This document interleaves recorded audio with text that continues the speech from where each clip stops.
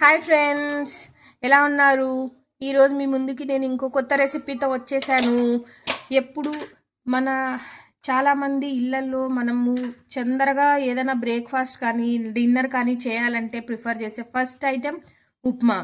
And this is a boring item also. So ఇప్పుడు మనం upma prepare చేసి లెఫ్ట్ ఓవర్ ఉప్మా ఉందనుకోండి, దాంతో ఇంకో సరికొత్త రెసిపీని తయారు చేసుకోవచ్చు. అదే నేను ఇప్పుడు మీకు చూపించబోతున్నాను. ఇది లెఫ్ట్ ఓవర్ ఉప్మా. మిగిలిపోయిన ఉప్మాని ఇలా నీట్గా లంప్స్ లేకుండా బాగా మెత్తగా పిసికేసుకోండి. నెక్స్ట్ కొంచెం కొత్తిమీర, ఇందులో శనగపిండి, ఓ చిటికెడు సోడా, అల్లం వెల్లుల్లి పేస్టు, గరం మసాలా, కొంచెం రుచికి సరిపడా ఉప్పు, ఇంకా బేసిక్గా మన ఉప్మాలో కారం ఉంటుంది కాబట్టి మళ్ళీ మీరు దానిలో కారం యాడ్ చేయాల్సిన అవసరం లేదు. చిటికెడు సోడా,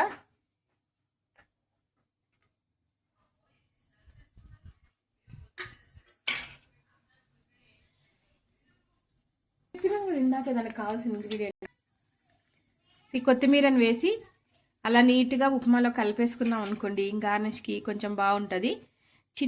దాన్ని ఆ మిశ్రమాన్ని చిన్న చిన్న ఉండలుగా చేసి కాసేపు పక్కన పెట్టుకోండి.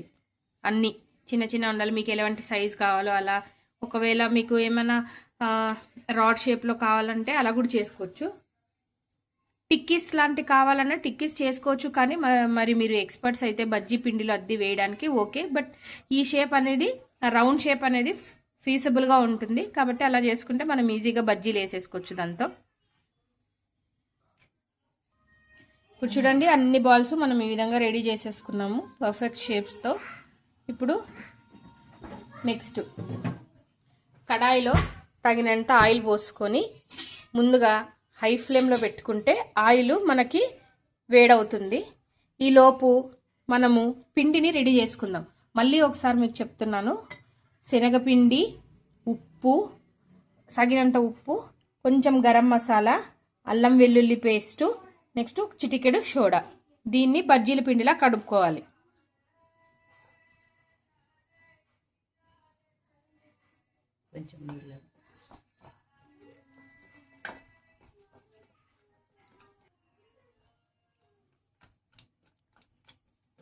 చూడండి, ఇలా బాగా మనము ఇలా తిప్పుకున్నాం అనుకోండి, బజ్జీలు గట్టిగా రాకుండా బాగా వస్తుంది. అందులో పిండిలో లంప్స్ ఫామ్ కాకోకుండా నీట్గా ఉంటాయన్నమాట. అది ఉంటలు లేకుండా బాగా కలుపుకోవడానికి ఇది ఒక ఈజీ మెథడ్. అలా బాగా ఇలా కలుపుతూ ఉన్నామంటే పిండి రెడీ అయిపోయింది. సో కన్సిస్టెన్సీ చూశాను, కొంచెం గట్టిగా అనిపించి నాకు కొంచెం నీళ్ళు వేశాను. చూడండి కన్సిస్టెన్సీ. నేను జనరల్గా మిర్చి బజ్జీ పిండి కన్నా కొంచెం జారుడుగా కలుపుకున్నానండి, మరీ జారుడుగా కాదు, కొంచెం. మీరు చూసుకోవచ్చు కన్సిస్టెన్సీ, ఒకసారి మీకు ఐడియా వస్తుంది. ఇప్పుడు చూడండి, అలా తీసుకొని మన ఇందాక రెడీ చేసుకున్నటువంటి ఉప్మా ముద్దల్ని ఆ విధంగా సేమ్ మిర్చి బజ్జీ టైప్లో లేదా పొటాటో బజ్జీ లాగా ముంచేసి గోలించేసుకోవడమే.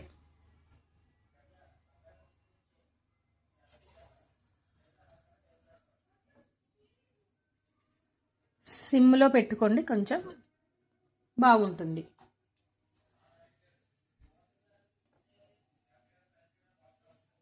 చూడండి, ఇలా అన్నీ వేసేసుకొని బజ్జీలాగా గోలించుకోవడమే. ఇంకా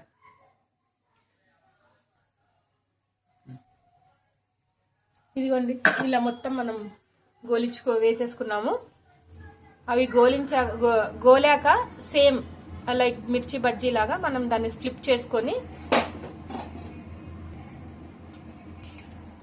చూడండి, ఇలా ఈ కలర్కి వచ్చే వరకు మనం గోలించుకున్నామంటే సరిపోతుంది.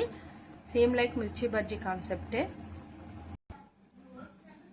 వేడి వేడి ఉప్మా బజ్జీలు రెడీ.